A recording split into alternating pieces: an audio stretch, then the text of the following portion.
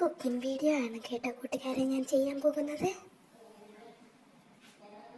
Tomato സോസും French ഫ്രൈസും നമുക്ക് വീട്ടിൽ തന്നെ ചെയ്തെടുക്കാം. നമുക്ക് ടൊമാറ്റോ സോസ് തയ്യാറാക്കാം. അതിനുവേണ്ടി ഞാൻ 4 തക്കാളിയാണ് എടുത്തിട്ടുള്ളത്. അതിലേക്ക് 2-3 അല്ലി വെളുത്തുള്ളി കൂടി എടുത്തിട്ടുണ്ട്. തക്കാളി കഴുകി വൃത്തിയാക്കിയ ശേഷം ചെറിയ കഷ്ണങ്ങളാക്കി നുറുക്കുക. വെളുത്തുള്ളി തോല് കളഞ്ഞതും അതിലേക്ക് ആഡ് ചെയ്ത് കൊടുക്കുക. ശേഷം അതിലേക്ക് നമ്മൾ ബിരിയാണിക്കൊക്കെ ഉപയോഗിക്കുന്ന ഗ്രാമ്പു 2 ഗ്രാമ്പു അതിലേക്ക് ആഡ് ചെയ്ത് കൊടുക്കുക. ഇതിലേക്ക് കുറച്ച് വെള്ളവും ചേർത്ത് അടച്ചു വെച്ച് വേവിക്കാവുന്നതാണ്. തക്കാളി വെന്ത് വരുമ്പോഴത്തേക്ക് നമ്മൾക്ക് ഫ്രഞ്ച് ഫ്രൈസിനുള്ള ഉരുളക്കിഴങ്ങ് റെഡിയാക്കി എടുക്കാം. ഞാനിവിടെ 2 വലിയ ഉരുളക്കിഴങ്ങാണ് എടുത്തിട്ടുള്ളത്. ഉരുളക്കിഴങ്ങും വൃത്തിയായി തൊലി കളഞ്ഞ ശേഷം കഴുകി വൃത്തിയാക്കി എടുക്കുക. അപ്പോഴേക്കും നമ്മുടെ തക്കാളി വെന്ത് റെഡിയായി വന്നിട്ടുണ്ട്. അത് സ്റ്റൗ ഓഫാക്കി ആവി പോകാൻ അനുവദിക്കുക. ആ സമയം കൊണ്ട് നമ്മൾ ഫ്രഞ്ച് ഫ്രൈസിനായിട്ട് റെഡിയാക്കി വെച്ച ഉരുളക്കിഴങ്ങ് നമുക്ക് ചെറുതായി മുറിച്ചെടുക്കാം. ഉരുളക്കിഴങ്ങിൻ്റെ 2 അറ്റവും ചെറുതായി കട്ട് ചെയ്ത് മാറ്റിയാൽ നമ്മൾക്കത് പെർഫെക്റ്റ് സ്ക്വയർ ഷേപ്പിൽ മുറിച്ചെടുക്കാൻ സാധിക്കും.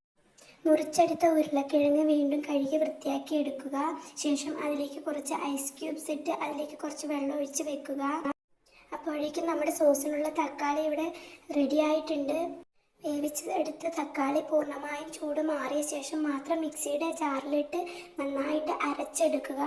ഈ അരച്ചെടുത്ത അരപ്പ് നമ്മളൊരു അരിപ്പ ഉപയോഗിച്ച് നന്നായിട്ട് അരിച്ചെടുക്കുക.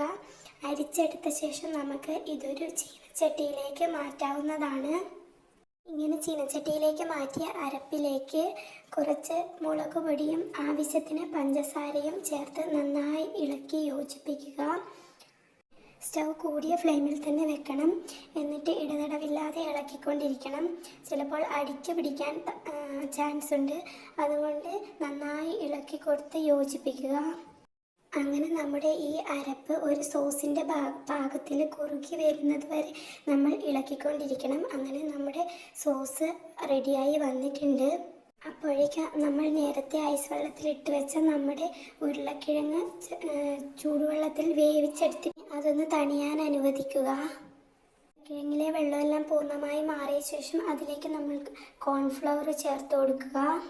ശേഷം കൈവച്ച് ഇളക്കാതെ ഇങ്ങനെ പാത്രം കൊണ്ട് തന്നെ തട്ടി അത് എല്ലായിടത്തും ഉരുളക്കിഴങ്ങിൽ യോജിപ്പിച്ചെടുക്കുക.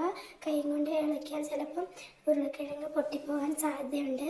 ഇനി ചൂടായിരിക്കുന്ന എണ്ണയിലേക്ക് നമുക്ക് ഈ ഉരുളക്കിഴങ്ങ് വറുത്ത് കോരിയെടുക്കാം. ആദ്യം ഒരു ട്രിപ്പ് നന്നായി വറക്കാതെ ചെറിയ രീതിയിൽ വറുത്ത് കോരിയെടുക്കുക. ശേഷം അത് തണിഞ്ഞ ശേഷം മാത്രം രണ്ടാമതും ആ എണ്ണയിൽ തന്നെ അത് ഒന്നുകൂടി വറുത്ത് കോരിയെടുക്കുക. നമ്മുടെ ഫ്രഞ്ച് ഫ്രൈസ് ഇവിടെ റെഡി ആയിട്ട് അതിൽ നിന്ന് വാങ്ങിക്കുന്ന ഫ്രഞ്ച് ഫ്രൈസിൻ്റെ അത്ര ലുക്കില്ലെങ്കിലും മായമില്ലാത്ത നല്ലൊരു ഫ്രഞ്ച് ഫ്രൈസ് നമുക്ക് വീട്ടിൽ തന്നെ ചെയ്തെടുക്കാവുന്നതാണ്.